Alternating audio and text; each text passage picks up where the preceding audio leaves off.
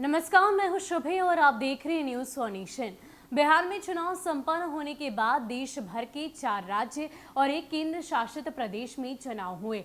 अब ऐसे में चुनाव के परिणाम का दिन भी आ गया, यानी कि आज के दिन चुनाव के परिणाम की घोषणा की भी बात सामने आई। लगातार रुझान सामने आ रहे हैं। खास करके अगर हम पश्चिम बंगाल की बात करें तो पश्चिम बंगाल की सियासत पर देश भर की निगाहें टिकी है और साथ ही साथ अगर हम बिहार की बात करें तो बिहार के सियासी दलों की खास तौर पर बिहार बंगाल की सियासत पर नजर टिकी हुई है। वो इसलिए क्योंकि उनकी खास सक्रियता बंगाल चुनाव में देखने को मिली है। चाहे हम बात करें आरजेडी की, चाहे हम बात करें जेडीयू की, हम की, ये तमाम राजनीतिक दल अलग अलग तरीके से तैयारियों में जुटे थे और बंगाल चुनाव को लेकर कमर कसकर तैयारियां भी की थी।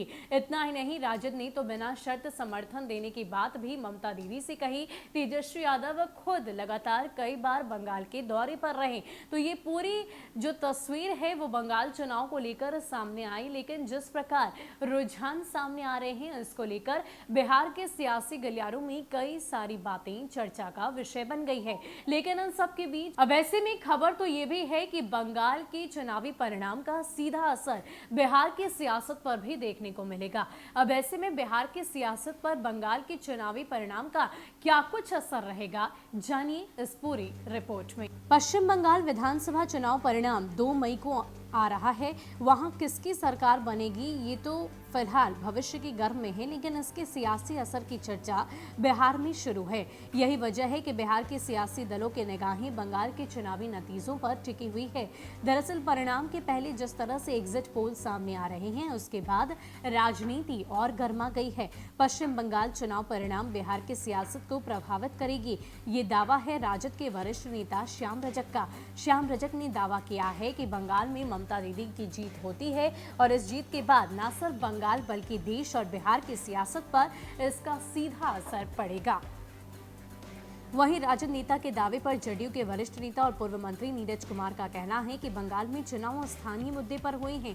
जनता जिसके मुद्दे को पसंद करेगी उसे सत्ता सौंपेगी, यह भविष्य बताएगा। लेकिन राजद के नेता जो सपने देख रहे हैं वो बिहार को लेकर उनका सपना ही रह जाएगा। जेडीयू नेता ने कहा कि बिहार में एनडीए की सरकार पूरी मजबूती से चल रही है और जनता के विकास के मुद्दे पर चल रही है। इसके पहले भी राजद के सबसे बड़े नेताओं ने सरकार बनाने की कोशिश की थी, लेकिन उसका क्या हाल हुआ ये लोगों ने देख लिया। वहीं बिहार भाजपा के नेता और बिहार सरकार के मंत्री नितिन नवीन कहते हैं कि बंगाल में भाजपा शानदार जीत हासिल करेगी। भाजपा असर डालने के लिए नहीं जीती, बल्कि जनता की सेवा करने के लिए जीत हासिल करती है। रही बात बिहार के सियासत पर असर पड़ने की, तो बिहार की एनडीए सरकार इतनी मजबूत है कि किसी के हिलाने से टस से मस तक नहीं होगी। जिन्हें सपना देखना है वो देखते रहें। बिहार के वरिष्ठ पत्रकार और राजनीतिक विश्लेषकों का कहना है कि बंगाल की चुनाव परिणाम का असर बिहार की सियासत पर पड़ना तय है।